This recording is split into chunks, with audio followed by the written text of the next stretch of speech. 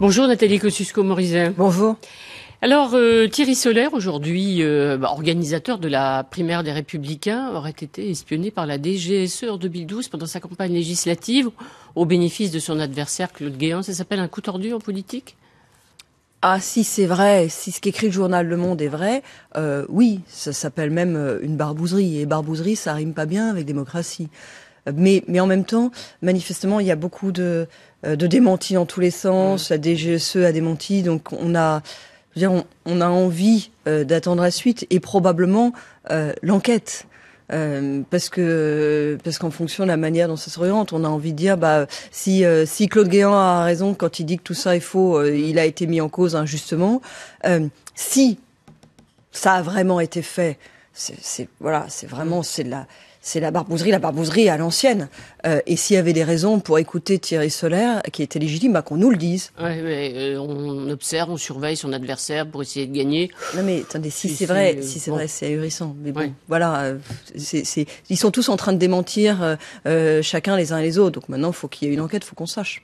Alors Manuel Valls dit ce matin dans une interview accordée à Libération qu'il aimerait démontrer que l'islam est compatible avec la République et la démocratie, alors que certains en France en doutent. Vous trouvez qu'il a raison? Vous êtes convaincu que l'islam est compatible avec la République, la démocratie? Vous n'avez pas de doute? Non mais moi j'ai surtout pas de doute sur le fait qu'il faut arrêter de faire des discours et que maintenant il faut agir. Parce que Manuel Valls sur la question de l'islam, de la démocratie, de l'islam de France, il est pas seul dans son cas. Il est comme beaucoup d'anciens ministres de l'Intérieur en exercice, de droite comme de gauche. D'ailleurs ça a été un problème qui a traversé les partis politiques. C'est-à-dire qu'il y a des discours qui sont pas illégitimes. C'est-à-dire que c'est normal à un moment que les politiques disent les angoisses qui les traversent et disent ce qu'ils voudraient pour le pays. Mais il faut aussi passer à l'action. Et moi, je fais dans mon livre un certain nombre de propositions sur ce sujet. Comment on fait pour aller vers un islam de France? Je m'explique. Tous les ministres de l'Intérieur, de droite comme de gauche, expliquent il faut l'islam de France. Il faut un islam qui intègre nos valeurs. Il faut un islam qui respecte l'égalité entre les hommes et les femmes. On est tous d'accord là-dessus. Il faut le financer. Comment on fait? Voilà. Et moi, je fais un certain nombre de propositions parce que je trouve qu'il y a une hypocrisie absolument incroyable à avoir tous ces hommes politiques qui défilent à la télévision en disant il faut un islam de France et qui, quand ils sont aux fonctions et en général quand ils sont ministres de l'Intérieur, donc en charge des cultes, négocient avec les pays d'origine. Ce qu'on appelle les pays d'origine, c'est-à-dire les pays du Maghreb, ou avec l'Arabie Saoudite, les conditions de l'exercice du culte, parce que c'est ça qui se passe. Ouais. Vous faites une proposition de taxation, par exemple, du halal pour financer justement cet islam de France ou la construction Précisément, de mosquées. je fais 3 propositions. J'observe d'abord que vous avez une grande part de l'exercice du culte aujourd'hui qui est financé par des pays du Maghreb ou l'Arabie Saoudite. Alors, ça suffit pas de dire qu'on veut que ça s'arrête, en fait. Il faut avoir des financements alternatifs. Il faut avoir une autonomie. Il faut avoir des financements français pour l'islam de France. Et donc, je propose une redevance, en fait, techniquement, ce serait une redevance plutôt qu'une taxe, sur le halal, comme ça existe d'ailleurs comme ça existe chez les Juifs. C'est quelque chose qui, techniquement, juridiquement, est possible. Le halal, c'est un marché de 6 milliards d'euros par an. Donc avec une taxe de 1%, vous avez 60 millions. Vous avez de quoi, et à ce moment-là, vous avez de quoi financer avec de l'argent français. Vous faites transiter ça par une fondation comme celle qu'avait créée Dominique de Villepin, la Fondation pour les œuvres de l'islam, qui était destinée à avoir des financements français pour les mosquées et qui a jamais été abondée, qui a jamais vraiment fonctionné. Et à ce moment-là, vous êtes crédible quand vous dites « je ne veux plus de ces financements » qui viennent soit des pays du Maghreb, soit des wahhabites en Arabie Saoudite. Vous êtes pour l'interdiction du port du voile à l'université. Manuel Valls dit qu'il faudrait l'interdire, mais c'est un problème constitutionnel, on ne le fera pas. Oui, moi je m'étais déjà prononcée il y a quelque temps là-dessus. Je trouve qu'il faut qu'on puisse en parler, oui. Et la réponse c'est oui, c'est non? Ah oui, non, mais moi je suis plutôt pour. Je défends plutôt cette idée. Mais juste le petit voile, juste, on ne parle pas du hijab. C'est tout le problème, si vous voulez, mais le signe religieux en quelque sorte. C'est tout le problème avec le voile, c'est que il y a les choses très discrètes, et puis il y a le moment où ça devient un signal politique. Mais le signe religieux en tant que tel, oui, je sais que c'est très contesté parce que beaucoup disent, et ils ont raison, que à l'université on est adulte, donc voilà, c'est un choix, et puis que c'est un espace de liberté l'université. Mais moi, je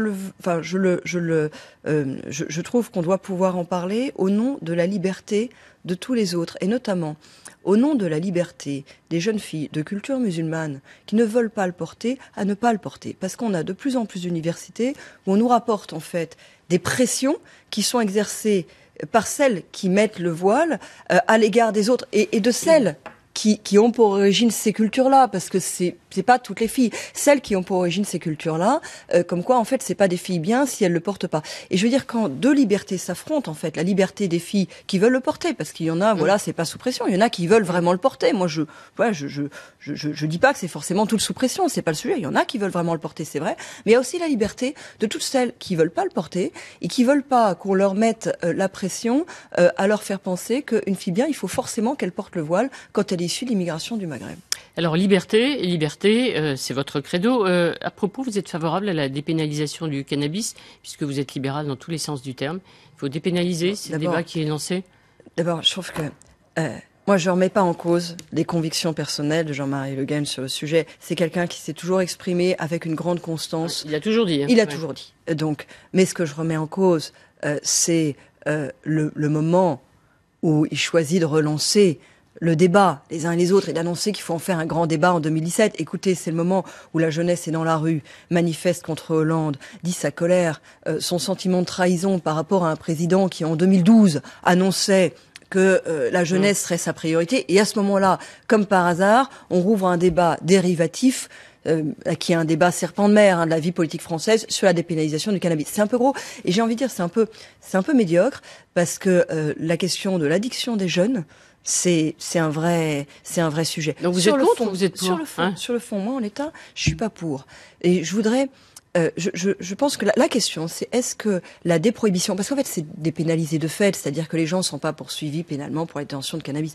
La question, c'est est-ce que la déprohibition permettrait de réduire la consommation, et notamment le trafic, la consommation. Surtout. Le trafic aussi. Moi, je pense d'abord santé publique, notamment la consommation chez les jeunes. La consommation chez les jeunes, parce que c'est d'abord, nous disent les médecins, chez les jeunes, chez un cerveau qui est encore en cours de formation, que la consommation, notamment un peu intense, peut créer des pertes de mémoire, de la confusion et finalement des pertes de chance intellectuelles. Et là, je n'ai pas vu de preuves médicales autorisées, d'enquêtes de société, définitives, qui nous montrent qu'il y a là une réduction des risques si on revient en arrière sur la prohibition. Donc pour l'instant, c'est non. Donc vous voyez, votre libéralisme a des limites. Vous dites non à la déprohibition du cannabis. Le libéralisme, c'est pour croire... Enfin, le libéralisme, c'est pas faire n'importe quoi. Le libéralisme, c'est penser que le ressort, il est en vous, d'abord en vous. Il est dans la société avant d'être dans l'État.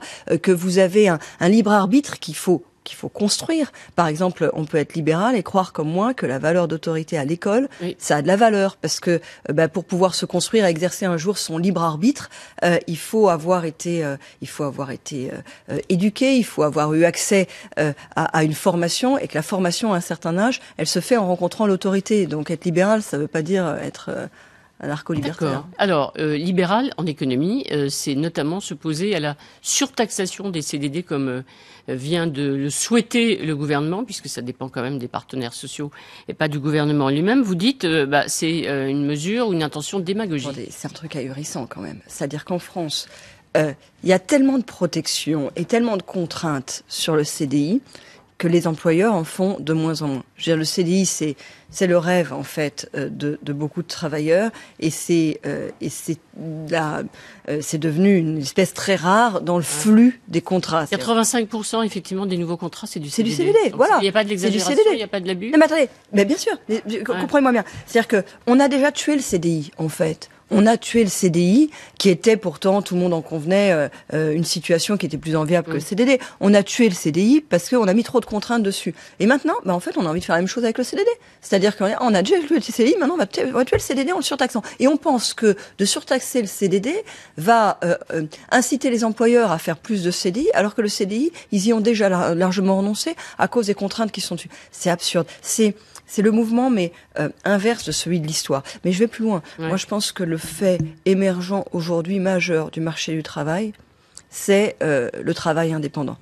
C'est-à-dire, c'est l'émergence de nouvelles formes de travail. Ce qui accompagne... Post-salariat, c'est fini le salariat, à votre avis? C'est le salariat. On est dans un autre monde, c'est votre livre. Oui. Hein, le salariat est en train de s'effriter. Ouais. Ça ne veut pas dire qu'aujourd'hui, il n'y a pas une majorité, une grande majorité même de travailleurs, justement 85%, en situation salariée. L'indépendance, aujourd'hui, elle est minoritaire. Mais elle prend de plus en plus d'importance, notamment dans les jeunes générations. Et demain, oui, hier, on avait un CDI toute la vie avec la même entreprise. Aujourd'hui, en fait, on accumule les CDD en espérant un jour avoir un CDI. Demain, on n'aura pas plusieurs patrons à la suite, on aura plusieurs patrons en même temps, on aura plusieurs statuts en même temps. On sera tous auto-entrepreneurs, c'est ça? Vous aurez peut-être un contrat salarié, comme vous êtes souvent, vous autres les journalistes d'ailleurs, c'est quelque part dans l'anticipation, un contrat salarié avec tel ou tel média, et puis par ailleurs une boîte d'auto-entreprise, des prestations, l'écriture une multitude d'activités en même temps. Et aujourd'hui, on a un droit du travail qui est très mal fait pour ça. C'est-à-dire que quand vous êtes indépendant, vous êtes obligé de changer tout le temps de statut en fonction de votre chiffre d'affaires, en fonction de comment vous travaillez. Vous perdez des droits à chaque fois. Votre protection sociale vous coûte très cher et elle est de mauvaise qualité, de faible qualité. Bon, c'est de ça qu'il faut s'occuper. Arrêter d'avoir des discussions morales sur l'ubérisation, c'est bien ou mal, et s'occuper de faire en sorte. S'occuper de faire en sorte que ce soit pour le meilleur. Alors, vous incarnez avec d'autres, à gauche Emmanuel Macron, à droite il y a Bruno Le Maire, la rénovation en politique, jeune génération moderne, qui veulent changer les choses. Vous êtes finalement plus proche duquel? De Bruno Le Maire à droite ou d'Emmanuel Macron à gauche, qui dit ni droite ni gauche? D'abord, je ne vois pas pourquoi je vais me positionner par rapport à l'un, par rapport à l'autre. Mais pardon de vous dire, je trouve que considérer que la nouvelle génération, c'est forcément de la modernité, c'est lui faire beaucoup de d'accord, c'est pas une question d'âge alors. C'est une question d'idée et pas d'âge. La modernité. Oui, et puis plus que d'idée d'ailleurs, c'est une question de démarche. Ouais. Bon, je prends l'exemple d'Emmanuel Macron. Moi, je trouve qu'il dit des choses intéressantes. Ça fait longtemps que je le dis. Et d'ailleurs, dans ses propos, je retrouve des idées que j'ai pu développer par ailleurs. Page 104 de votre livre. Les clivages traditionnels sont brouillés, les idéologies dépassées. La question de la recomposition se pose. Oui. Ça pourrait signer Emmanuel Macron. Moi, je trouve qu'il dit des choses je vous dis clairement, je trouve qu'il dit des choses dans lesquelles, parfois, je me retrouve là où il y a une limite, c'est sur la manière de faire, et notamment cette démarche qui consiste à commencer une démarche de liberté, en disant voilà, je crée quelque chose, je demande aux Français de venir vers moi, je m'autonomise, en déclarant sa totale loyauté à François Hollande. François Hollande, qui est quand même, certes le président de la République, mais aussi le chef de file de la gauche. Vous pourriez vous retrouver demain, après 2017, ensemble, pour travailler au redressement de la France? Écoutez, moi, je l'ai dit quand il a lancé son projet, c'est plutôt, je trouve que, au moins dans le débat des idées, c'est plutôt du renfort. Je trouve que c'est plutôt du renfort. Après, cette démarche qui consiste à s'inscrire totalement dans la suite de François Hollande, je suis pas complètement convaincue. J'ajoute que le ni droite. Ça, c'est pas quelque chose que vous aimez, le ni, ni droite ni gauche. Non, c'est pas mon truc. Ouais, c'est pas votre truc, le ni. Définir parce qu'on n'est pas. Je préfère qu'on se définisse parce qu'on est. Ouais, et comment vous définissez la rénovation? Nathalie Kosciusko-Morizet se définit comment? D'un mot? Moi, en une phrase, peut-être? Moi, je crois à la liberté, à l'autonomie des personnes. Je pense que les valeurs qui sont celles du numérique, de la nouvelle société, c'est celles de l'émancipation. Et elles doivent traverser à la fois l'économie et la société. À droite, ils ont beaucoup un libéralisme unijambiste ces derniers temps. Que de l'économie et puis du libéralisme dans l'économie qui est vraiment que de la dérégulation, si vous voulez, qui est pas pour moi les vraies valeurs du libéralisme. En revanche, sur les questions régaliennes, je trouve que la liberté, ça se défend. Et donc, il faut réussir à trouver... Aujourd'hui, on est un peu mou sur tout en France. Oui. Il faut réussir à trouver un équilibre en étant à la fois plus radical sur les nouvelles libertés. Voilà, en politique, on est là pour défendre les libertés, pour créer des nouvelles libertés, et plus radical sur les façons de les défendre. Alors, comme j'ai pas le temps de vous poser la question si vous serez candidate vraiment à la primaire... Tout à fait. Pour ramasser le parrainage, la réponse est tout à fait. Oui. Merci beaucoup d'être venue ce matin, Nathalie Kosciusko-Morizet. Merci beaucoup et très bonne journée à toutes les deux. Restez avec nous, on fait une courte pause et la dernière demi-heure de LCI Matin, c'est dans quelques instants. À tout de suite.